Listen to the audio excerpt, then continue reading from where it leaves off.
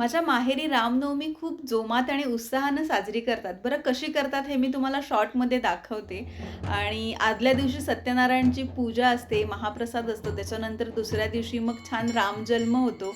त्याआधी भजन असतं, त्याच्यानंतर रामजन्म होतो आणि मग जेवण वगैरे असतं, पालखी असते आणि हे सगळं मी तुम्हाला शॉर्टमध्ये दाखवते. बरं रामनवमी म्हटलं ना, की आमच्या सगळ्यांच्या मुलांच्या आणि स्पेशली मुलींच्या फार छान-छान आठवणी आहेत. कारण आदल्या दिवशी आम्ही मस्त रांगोळी पूर्ण रामाच्या मंदिराबाहेर काढायचो आणि मला अजूनही आठवते लहानपणी ते पताके मिळायचे जे आपण डेकोरेशनसाठी आम्ही लावायचो. ते आम्ही मंदिरात पूर्ण लावायचो आणि आम्हीच नाही पूर्ण वाडीतली मुलं येऊन छान मजा यायची. त्यानंतर मग मंदिरात रामायण दाखवायचे कारण त्यावेळेला एवढे टीव्हीचं फॅड नव्हतं. म्हणजे प्रत्येकाच्याच घरी टीव्ही नव्हते. त्याच्यामुळे छान रामायण पूर्ण दाखवायचे. त्याच्यानंतर नमन वगैरे व्हायचं आणि अशा प्रकारे आम्ही रामनवमी ॲक्चुअली छान उत्साहात साजरी करायचो आणि आता पण त्याच उत्साहात जोमात साजरी केली जाते. ऑफकोर्स आम्ही कधी-कधी जायला नाही मिळत आम्हाला आणि यावेळेला पण नाही मिळालं. पण असाच रामजन्म छान उत्साहात साजरा केला जातो आणि बरोबर रामाचा जन्म झाला त्याच्यानंतर मग सगळ्या आजूबाजूच्या किंवा आजूबाजूच्या गावातून, वाडीतून पूर्ण बायका वगैरे येतात. त्याच्यानंतर रामजन्म झाल्यानंतर रामाला पाळण्यात टाकतात आणि मग सगळेजण मिळून पाळणा वगैरे म्हणतात.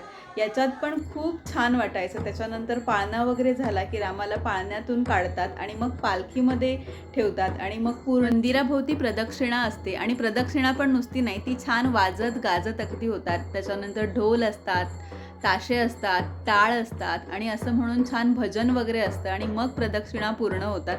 प्रदक्षिणा वगैरे 5 मारून झाल्यानंतर मग मंदिरात पालखी घेऊन येते.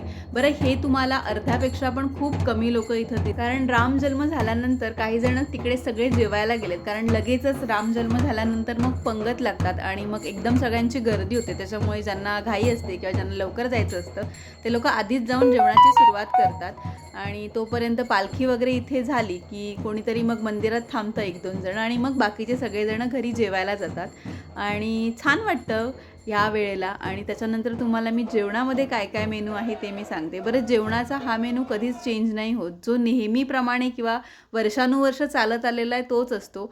डाळ भात असतो, त्याच्यानंतर खीर असते आणि त्याच्यानंतर मग पावट्याची, वाटाण्याची अशी पूर्ण मिक्स भाजी असते डांबे वगैरे टाकून आणि ही भाजी आणि खीर सगळ्यांना खायला प्रचंड आवडते. त्याच्यामुळे लांबून लांबून हे लोकं येतात ही खाण्यासाठी आणि ती टेस्ट किंवा त्या दिवशीचं जेवण ना ह्याची चव वेगळीच लागते.